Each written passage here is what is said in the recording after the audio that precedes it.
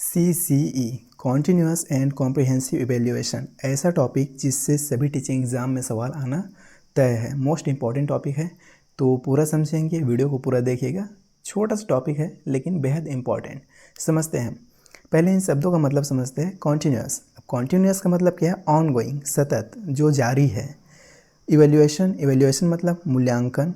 और फिर comprehensive, comprehensive मतलब व्यापक, बड़े पैमाने पर, बड़े तौर पर, व्यापक रूप से, मतलब ऐसा मूल्यांकन जो सतत हो रहा है और बड़े तौर पर हो रहा है। हम सभी एस्पेक्ट पे मूल्यांकन कर रहे हैं। किसी बच्चे का हम शारीरिक और मानसिक, भावनात्मक सभी पक्षों का मूल्यांकन कर रहे हैं। क्या कहलाएगा? CCE continuous comprehensive evaluation. ये फुल फॉर्म भी याद रखेंगे। CCE का फुल फॉर्म भी आपसे पूछ दिया जाता है, तो आपको CCE का फुल फॉर्म भी पता होना चाहिए। Continuous and comprehensive evaluation note down करके रख सकते हैं या तो स्क्रीनशॉट ले सकते हैं। आगे समझते हैं। इन ऑल एस्पेक्ट, सभी पहलुओं में, सभी पहलुओं को मापना, सभी पहलुओं का मूल्यांकन करना क्या कहलाता है? CCE continuous and comprehensive evaluation. इसे आप कैप से याद रख सकते हैं। C का मतलब यहाँ पे कॉग्निटिव हो जाएगा, A का मतलब अफेक्टिव हो जाएगा और P का मतलब हो जाएगा साइकोमोटर।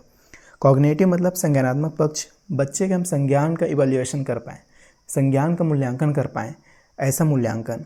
दूसरा अफेक्टिव, भावनात्मक, हम उसके भावनात्मक पक्षों का मूल्यांकन कर पाएँ, भावनात्मक पक्ष का इवैल्यूएशन कर पाएँ।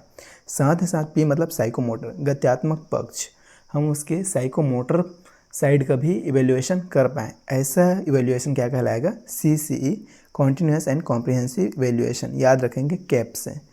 कैप मतलब C कॉग्निटिव, A मतलब अफेक्टिव, P मतलब साइकोमोटर। आगे समझते हैं। NEP नेशनल एजुकेशन पॉलिसी, अब ये भी फुल फॉर्म आप याद रखेंगे। NEP नेशनल एजुकेशन पॉलिसी, राष्ट्रीय शिक्षा नीति। इसका भी फुल फॉर्म कई बार एग्जाम में पूछ दिया जाते हैं। और जो बेसिक एग्जाम है, जैसे एंट्रेंस एग्जाम हो गया, जैसे अभी पंडित सुंदरलाल शर्मा ओपन यूनिवर्सिटी का प्री-DLED का एग्जाम होगा, तो ये एक एंट्रेंस एग्जाम है। इसमें ज़्यादा हार्ड और टफ क्वेश्चन नहीं पूछेंगे आपसे, बेसिक क्वेश्चन आएगा। तो बेसिक क्वेश्चन में ये भी आ जाता है कि NEP का फुल फॉर्म क्या होगा। और हमने देखा है प्रीवियस ईयर क्वेश्चन, उसमें फुल फॉर्म भी पूछा जाता है, तो इसे आप अपने दिमाग में रखेंगे। NEP ऑप्शन में न्यू एजुकेशन पॉलिसी भी रहेगा, नेशनल एजुकेशन पॉलिसी भी रहेगा। आपको नेशनल एजुकेशन पॉलिसी पे टिक लगाना है, याद रखेंगे। अब इसके अकॉर्डिंग दो चीज़ हैं। एक है 360 डिग्री असेसमेंट, बच्चे का 360 डिग्री पूरा चहुमुखी आकलन हम कर पाएँ। और एक है सर्वांगीण, ये शब्द बहुत प्यारा है, याद रखेंगे। बच्चे का सर्वांगीण विकास पे आपको ध्यान देना है, सर्वांगीण विकास पे हमेशा जोर देना है। आपके लिए बच्चे की होलिस्टिक डेवलपमेंट, सर्वांगीण विकास से ज़्यादा कुछ इंपॉर्टेंट नहीं है।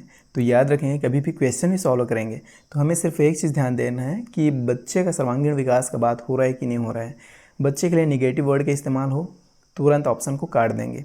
बच्चे के पक्ष में आंसर रहेगा। तो याद क्या रखेंगे? होलिस्टिक डेवलपमेंट, सर्वांगीण विकास, साथ साथ 360 डिग्री असेसमेंट, 360 डिग्री आकलन। फिर नेक्स्ट समझते हैं, व्हाट इज़ असेसमेंट।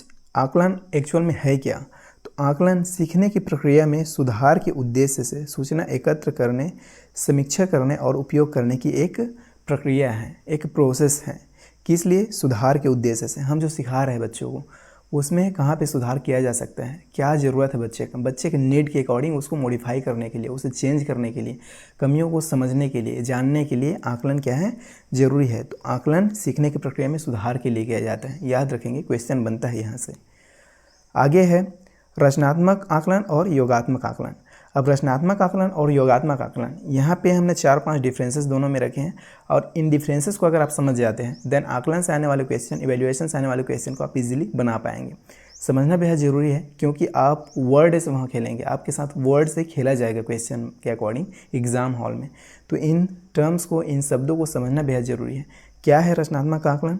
छात्रों को सीखने और अभ्यास करने में मदद करना, इसलिए आकलन, बच्चे सीख पाए, अभ्यास कर पाए, चीज़ों को समझ पाए। योगात्मक आकलन क्या है? छात्र के प्रदर्शन का आकलन करना, एग्ज़ाम दिया लास्ट में और कितना परसेंटेज बना, कौन सा ग्रेड आया, कितने मार्क्स बने, इसलिए क्या होता है? योगात्मक आकलन होता है।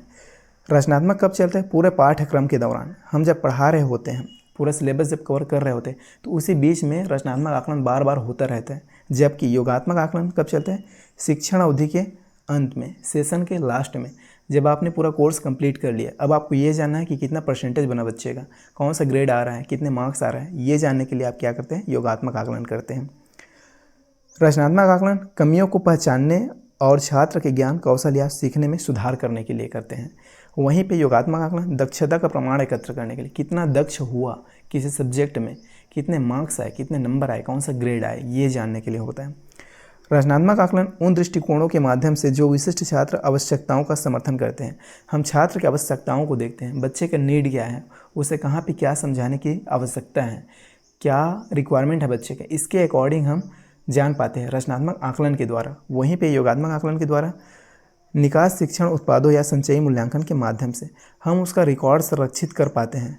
हम ये जान पाते हैं कि कितने नंबर आए और उसको फिर फ्यूचर के लिए संरक्षित करके रख पाते हैं। तो इस तरह से अब आप सतत एवं व्यापक मूल्यांकन, continuous and comprehensive evaluation CCE को अच्छी तरह से समझ चुके हैं।